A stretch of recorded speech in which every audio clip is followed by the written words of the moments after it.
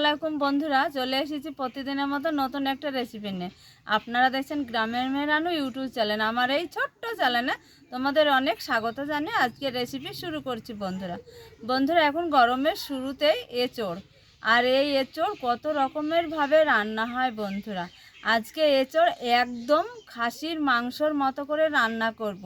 একদম স্পেশাল রান্না খাসির মাংসর মতো বন্ধুরা। সবাই কিন্তু গরম ভাতে আর প্রথম পাতে আঙ্গুল চেটে পুটে চেয়ে খেয়ে নেবে বন্ধুরা। আশা করছি আজকের রেসিপি তোমাদের খুবই ভালো লাগবে। শুরু থেকে শেষ পর্যন্ত আমাদের সঙ্গে থাকো, স্টেপ বাই স্টেপ দেখতে থাকো। তো বন্ধুরা দেখো, এখন বাজারে বাড়িতে গ্রামে এই এঁচোড়টা খুবই হয়েছে। আর এই এঁচোড়টা একদম খাসির মাংসর স্বাদে রান্না করব। তার জন্য দেখো এই সাইজের একটা এঁচোড় নিয়ে নিয়েছি। এঁচোড়টা আমি কেটে তোমাদের সঙ্গে দেখা। বন্ধুরা দেখো, এঁচোড়টা আমি কেটে নিয়েছি, একদম মাংস যেভাবে কেটে নেয় সেইভাবেই কেটে নিয়েছি। এঁচোড়টা কেটে আমি জল পাল্টে 3বার ধুয়ে নিয়েছি। আর দেখো পিসটা একদম মাংসর মতো করেই কেটে নিয়েছি। শুকনো অবস্থায় আগে প্রথমে দিয়ে দিব লবণ, কাটা ধোয়া এঁচোড়ে। এবার দিয়ে দিব সামান্য একটু হলুদ। ধরো আমি যেভাবে রান্না করছি সেইভাবে তোমরা একটু হলো এঁচোড় এই গরমের শুরুতে রান্না করে খেয়ে দেখবে। লবণ, হলুদ আর দিয়েছি সামান্য একটু সরিষার তেল দিয়ে এইভাবে এঁচোড়টা আমি খুব সুন্দর করে মাখিয়ে নেব। মাংস যেভাবে লবণ হলুদ দিয়ে মাখানো হয় সেইভাবে এঁচোড় এইভাবে মাখিয়ে নিতে হবে। একদম মাংসর আসল স্বাদ পেয়ে যাবে এঁচোড়ে বন্ধুরা। দেখো খুব সুন্দর করে তেল, লবণ, হলুদ আমি এঁচোড়ে মাখিয়ে নিয়েছি।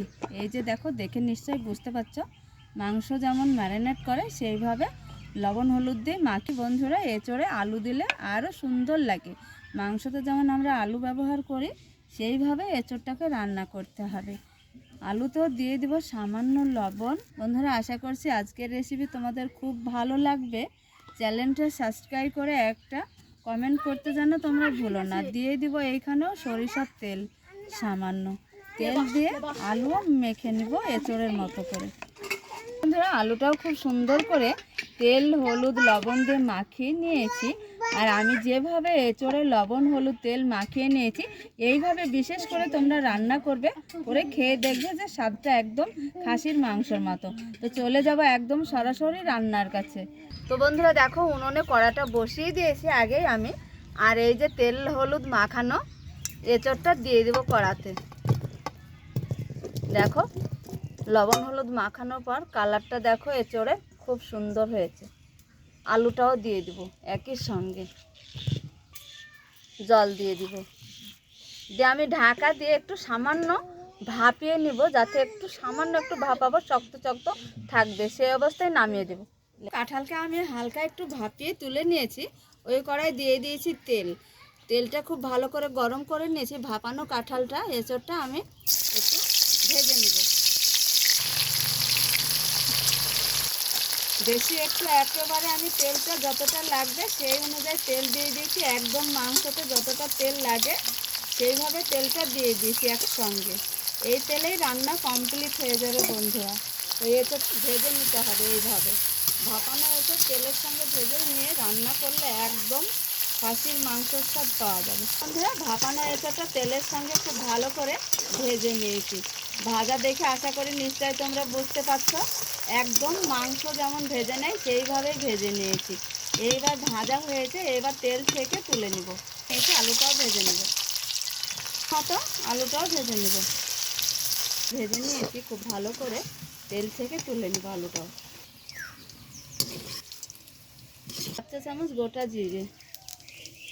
আর এইখানে দেখো 1 কিলো মাংস রান্না করতে যেরকম মশলা লাগবে একসঙ্গে আছে, সবগুলো গরম তেলে দিয়ে দেবো। এঁচোড় রান্না করতে যতটা মশলা মাংসতে লাগে সেইভাবে এঁচোড়ে এতটাই মশলা দিয়ে রান্না করতে হবে বন্ধুরা, তবেই মাংসের স্বাদ পাওয়া যাবে। এই মশলাটাকে খুব ভালো করে একটু সময় নিয়ে আমি ভেজে নেব। বেশ সময় নিয়ে পেঁয়াজ রসুন সমস্ত মশলা দিয়েছিলাম, ভেজে নিয়েছি। দেখো ভাজা হয়েছে, একটা কালার চলে এসেছে। এবার এইখানে দিয়ে দেবো সামান্য একটু জল। গোলমরিচ একসঙ্গে বাটা, একটু দিয়ে দিব জিরে বাটা, দিয়ে দিব সম্বারা বাটা, 1 চামচ হলুদ পাউডার, খুব সুন্দর করে একটু কষিয়ে নেব।